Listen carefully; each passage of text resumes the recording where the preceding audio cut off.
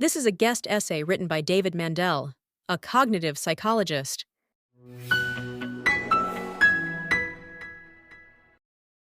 Future of Jewish has an interesting name. Recently, it got me thinking, both about the name as a construct and about the actual future of Jewish. Let's start with the name. It's not called the future of Judaism or the future of the Jews. It's future of Jewish. But what exactly is Jewish? Exactly. It's inexact and changing. If it wasn't adapting over time, we wouldn't need to focus on its future. Like the trail of spent empires, it would merely persist until it persisted no more. We can write endlessly about the future of Jewish precisely because it isn't static and is far from spent. Jewish is in flux. This is partly because Jews themselves are disproportionately dynamic transformers of the world. Rewind history, and you'll find them as the constructors of the first Abrahamic religion. Fast forward to the modern era, and you will find that Jews, who comprise a mere 0.2% of the world's population, earned 22% of the Nobel Prizes. That's 110 times, or roughly 2 orders of magnitude, greater than their proportion in the world population.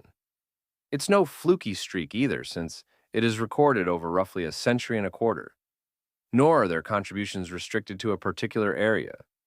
Jews earned 19% of chemistry prizes, 25% of physics prizes, 26% of medicine or physiology prizes, 41% of economics prizes, 13% of literature prizes, and 8% of peace prizes. Not bad. Jewish is also in flux because of perennial Jew hatred, the oldest of hatreds. The Jews' adaptations to persecution led to their dispersal from their ancestral homeland, Eretz Israel, the land of Israel. In foreign lands, they learned new languages and adapted to new trades and professions, all while remembering their rich heritage. Those who are under adaptive pressure must be smarter than those not under such pressure to survive, let alone thrive. Yet Jews responded to such pressures and prejudicial handicaps time and again by excelling within the societies they entered, while maintaining a focus on the Zakor, remembrance, of where their people came from and what they had collectively endured.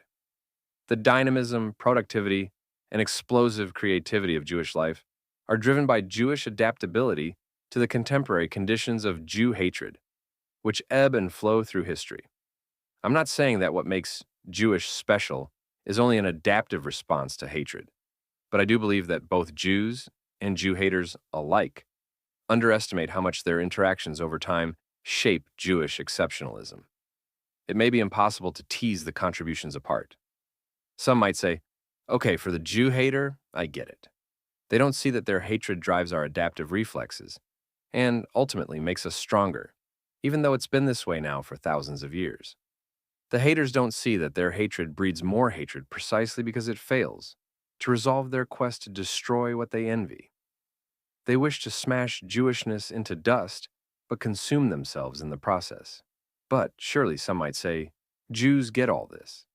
They know that the long history of Jewish persecution made their parents and grandparents physically and mentally nibble, provided they weren't wiped out. But if this were true, why was the Jewish community so surprised by the explosion of anti-Semitism, notably in the West, on and after October 8th? And why, in the 1930s and 1940s, were German Jews who felt like true Germans, or Hungarian Jews who felt like true Hungarians, to give 2 examples of many, surprised when their status as equals was removed, and again, when their status as humans worthy of life was finally revoked? The colorful evolutionary biologist Robert Trivers once described walking down a Manhattan street by the side of a beautiful young woman who he is enjoying the pleasure of talking to, only to be interrupted when he noticed a decrepit old man on her other side reflected in the storefront's window panes, keeping pace with him. Moments later, he realizes the man is him ruining his experience. To some extent, we all wear rose-colored glasses and deceive ourselves. Jews are no exception.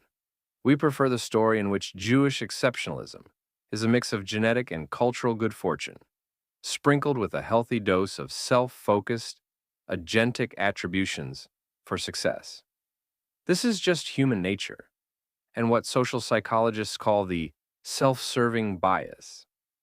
German Jews in the 1930s knew about earlier pogroms, and Jews in 2023 knew about the Holocaust and the attendant Jewish disbelief. It's why we sloganized, "Never again." Self-deception rather than ignorance is the cause of our surprise. The inherent danger of sloganizing, "Never again," is it can reassure us that the worst for Jews is behind us. And perhaps worse, it can reassure us that it will never be relatively much worse than it currently is.